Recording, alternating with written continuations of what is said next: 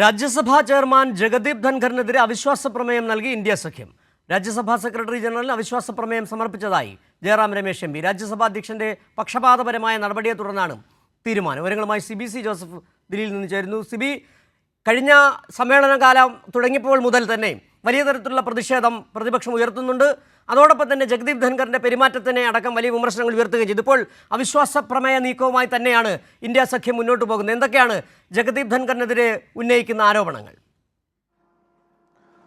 സിജു, കഴിഞ്ഞ കുറേ നാളുകളായി ഈ രാജ്യസഭാ ചെയർമാനായ ജഗദീപ് ധൻഖർ പ്രതിപക്ഷത്തിന് സംസാരിക്കാൻ സമയം അനുവദിക്കാതിരിക്കുകയും പക്ഷേ പക്ഷപാതപരമായി ഭരണപക്ഷത്തെ എം പിമാർക്ക് ഇത്തരത്തിൽ സംസാരിക്കാനുള്ള സമയം നൽകുന്നു. അങ്ങനെ തീർത്തും പക്ഷപാതപരമായി സഭയിൽ പ്രവർത്തിക്കുന്നതെന്ന് ആരോപിച്ചുകൊണ്ടാണ് ഇപ്പോൾ ഒരു അവിശ്വാസ പ്രമേയ നീക്കത്തിന് ഇപ്പോൾ പ്രതിപക്ഷ എം പിമാർ തീരുമാനിച്ചിരിക്കുന്നത്. പ്രത്യേകിച്ച് ഇന്ത്യ സഖ്യത്തിലെ എല്ലാ പാർട്ടികളും ഒരുമിച്ച് ഏകദേശം 70-ലധികം എം പിമാർ ഒപ്പിട്ട ഒരു അവിശ്വാസ പ്രമേയമാണ് ഇന്നിപ്പോൾ രാജ്യസഭാ സെക്രട്ടറി ജനറലിന് കൈമാറിയിരിക്കുന്നത്. ഇക്കാര്യം ഈ ജയറാം രമേശ് എം പി ഇപ്പോൾ ട്വിറ്ററിലൂടെ അറിയിച്ചിട്ടുണ്ട്. ഇതിൽ ഭരണഘടനയുടെ 67B അനുച്ഛേദ പ്രകാരമാണ് ഇത്തരത്തിൽ ഈ ഒരു അടിയന്തര പ്രമേയം നൽകിയിട്ടുള്ളത്.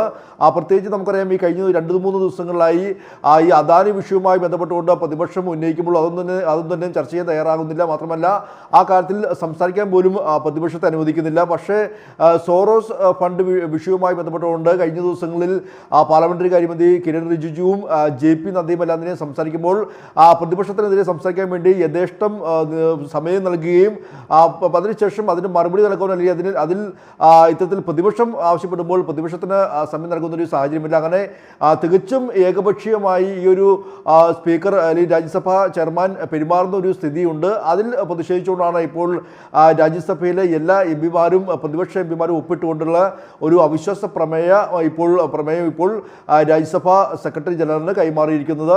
രാജ്യസഭാ സെക്രട്ടറി ജനറൽ CP മോദിക്കാണ് ഈ ഒരു പ്രമേയം കൈമാറിയതായി ഇപ്പോൾ രാജ്യസഭാ എം പി കൂടിയായ ജയറാം രമേശ് അറിയിച്ചിരിക്കുന്നത്. സിജു, ശരി സിബി, തുടരുക. മറ്റൊരു വാർത്തയുടെ വിവരങ്ങൾ കൂടി അറിയേണ്ടതുണ്ട്. അലഹബാദ് ഹൈക്കോടതി ജഡ്ജി SK യാദവിന്റെ വിദ്വേഷ പ്രസംഗത്തിൽ നടപടിയുമായി സുപ്രീം കോടതി.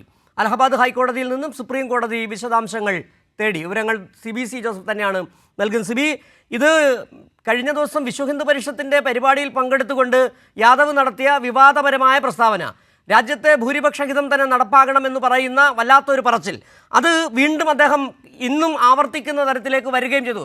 അതിൽ നിന്ന് പിന്നോട്ട് പോകുന്നില്ല എന്ന് പറയുകയും ചെയ്തു. ഇപ്പോൾ സുപ്രീം കോടതി തന്നെ വിശദാംശങ്ങൾ തേടിയിരിക്കുന്നു. എന്താണ് അതുമായി ബന്ധപ്പെട്ട് കൂട്ടിച്ചേർക്കാൻ കഴിയുന്ന മറ്റു കാര്യങ്ങൾ?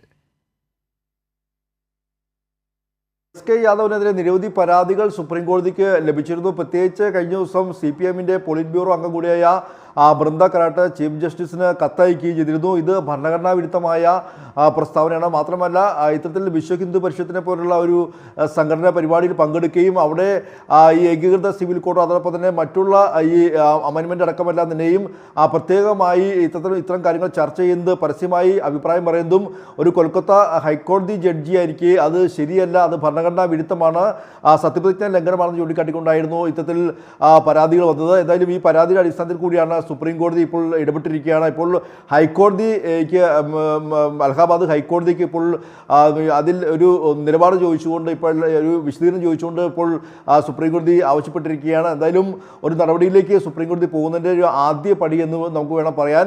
എന്തായാലും ഇപ്പോഴും SK യാദവ് തൻ്റെ ആ നിലപാടിൽ നിന്ന് മാറ്റം വരുന്നില്ല. പ്രത്യേകിച്ച് കഴിഞ്ഞ ദിവസം UP-യിൽ നടന്നൊരു പരിപാടിയിലാണ്, BHP-യുടെ പരിപാടിയിലാണ് ഇത്തരത്തിൽ ഭൂരിപക്ഷം ആളുകളുടെ ഭൂരിപക്ഷത്തിൻ്റെ ഹിതമനുസരിച്ച് വേണം രാജ്യം പ്രവർത്തിക്കാൻ, ഏകീകൃത സിവിൽ കോഡ് അടക്കമെല്ലാം നിലയും ഇനി വരുമെന്നെല്ലാം നിലയും പറയുന്നൊരു സാഹചര്യമുണ്ടായി.